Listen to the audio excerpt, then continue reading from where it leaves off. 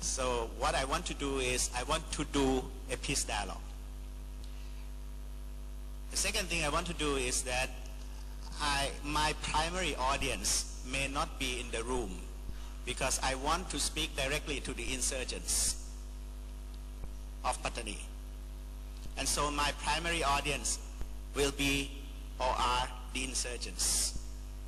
I have 4 words. The first word is problem. Second one is assumption. The third one is question. And the fourth one is knowledge. So only 4 words. Let's begin with the problem. There are 2 problems. Problem on the side of the Thai state and problem on the side of the insurgents. Problem on the side of the Thai state has been elaborated and so critically analyzed by Professor Duncan McCargo in his book, Tearing Apart the Land. In my understanding, the Thai state regarding the southern problem is suffering from what he and I would call the disease of legitimation deficit. And there's no way to get out of that unless you tackle this.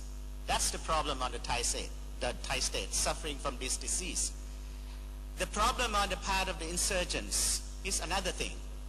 I think they suffer from the problem of blindness as a result of the use of violence.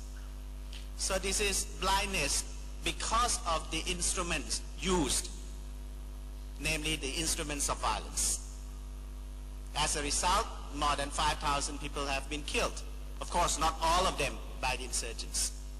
We still have to find out what's the exact number died at the hands of the insurgents, what's the number died at the hands of the Thai states, died at the hand of the paramilitary, or as a result of some criminal problems. These are the 2 problems. The assumptions. I have some assumptions about the insurgents. These are the followings.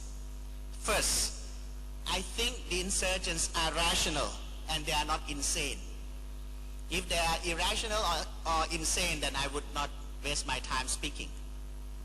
Second, their use of violence can be justified since they are the instruments and they use it as instruments. Third, from their side, their cause could be seen as legitimate. I said from their side, their cause could be seen as legitimate. From the other side, of course, it is illegitimate. This is what I would call, we are having the problem of discrepancy of perspectives. Most of the problems, we have the same thing. When Professor McCargo was talking about truth the other day, yesterday, maybe we are suffering from the same thing. Fourth, I don't think the insurgents are a monolithic group. I think they are diverse, I think they are fragmented, I think there are differences within them, and this is not unique to the Pattani group. I think it's everywhere in the world. Lastly, I think the insurgents and their struggle could be influenced by world problems. One can situate what they have done in the context of global problems. You go back 40 years, 50 years when Ajahn Ahmad was, how old were you? 5 years old? You can talk about, the context of national independence half a century ago. You move forward 20 years, then you have the issue of the Islamic Revolution, 79. 20 years onward, you have another change in the whole world, and then last year you have the Arab Spring.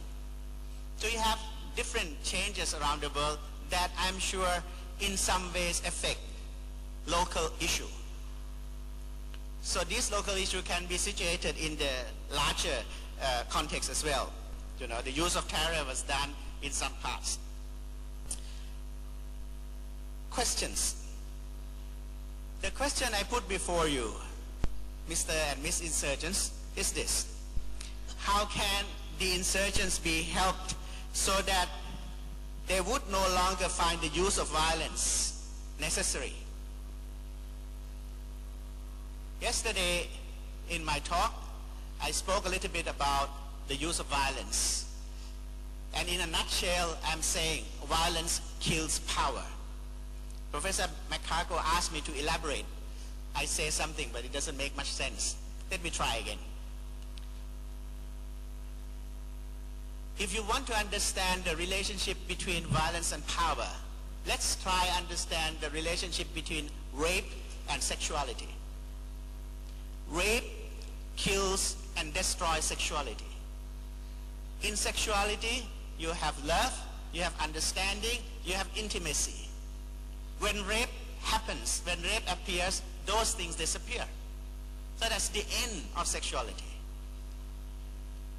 Similarly, when violence appears, power disappears. So the use of violence appears when you feel you are powerless.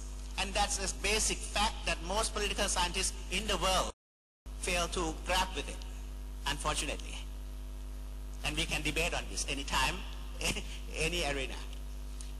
Now, as a result, I think there is a need for the insurgents to understand several things, at least three. I think that political agenda needs to be initiated and carefully formulated for the public sphere, both in the local and national context. Maybe they need help, I don't know. Second, they need to understand the effect of the use of violence for their cause more realistically. And third, they need to think more about the possibility of using nonviolent methods instead of violence. There are all kinds of studies of armed groups in the world. Some use 60 armed groups in 4 continents. And they all came to a very similar conclusion. And I wanted to read something for you. This is, again, this is not for you in this room, but to the insurgents. This is a quote from Mr. Museveni, former head of Uganda National Resistance Army. This guy is important, and he said this. He said, you must never do anything wrong. Therefore, when you select your targets, you must select them very carefully. First of all, you must never attack non-combatants. Never, never, never. This is the advice not from a moralist, but from the leader of an armed group. What is important about this Museveni? Because years later he became the president of Uganda. Where is this? This is in Military Review, a journal. And there's all kinds of studies about this that needs to be understood. So there's a dire need to understand more about nonviolence. Ajahn Ahmad Sombun said that there are lots of talks about nonviolence, about peace. I'm afraid there's much more to be done to understand how it works and what it is exactly. Give you another example. There's an interview in Tunisia. Tunisia was a case that inspires, if you will, the Arab Spring, and it did so non-violently and successfully. A journalist went to ask one of the organizers and said that when you are fighting the government for a long time, what happens if you have the guns? The guy said, the organizer of this said that they were asked if it would help the citizens. The Tunisian, without hesitation, replied, thousands of people would have died if people had access to guns. For them to initiate or to use violence means the end of people's power. That's what inspired Tunisia and maybe Egypt. And look what happened in Syria. When the superpower came in with more support for the oppositions, it has not stopped even as I speak. The other thing you need to understand is this. You can look at the success rates of nonviolent campaigns around the world. From 1940 to 2006, as opposed to violent struggle, what you have found, you will find, is the decline of the success of violent struggles from 40% to 10%, meaning in 1940s, the success rate was high for violent use, and then to 2006, it went down. Poor Shaivat, we don't have a PowerPoint. You have to follow my finger. I have to be with Ajahn Sompop more so that I will have all those fancy charts.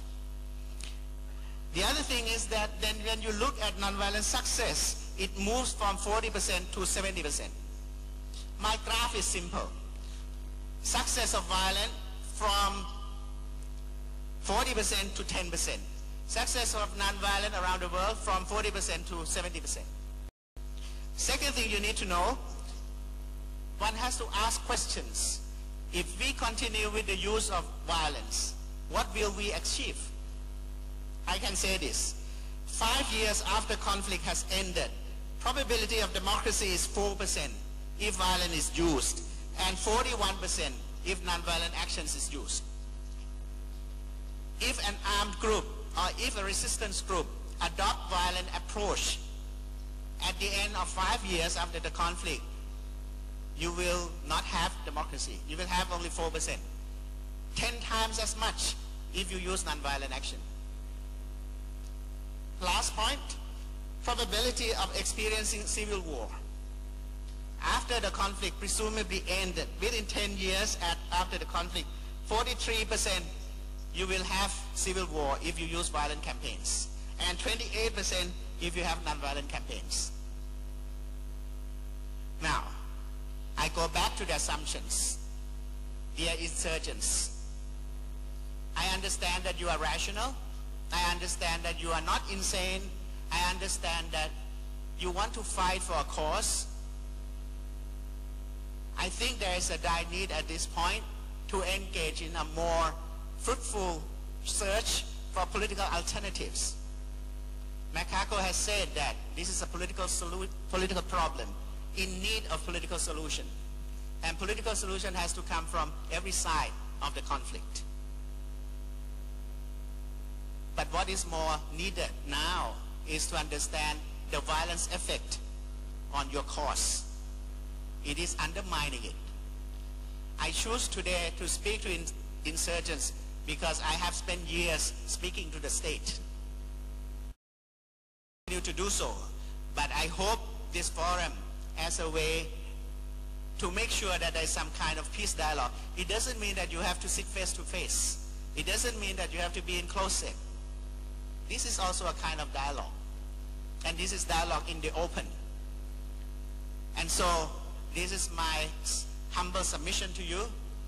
I am a Muslim, but I am not part of the history of Patani. I am fully aware of that. But as a peace researcher, as a nonviolence theorist, I think there's a lot that you need to understand about the dynamics of nonviolence conflict that will make peace process more effective and more useful and less destructive for the whole society. Assalamu alaikum wa rahmatullah wa barakatuh. Wa billahi taufiq wal hidayah.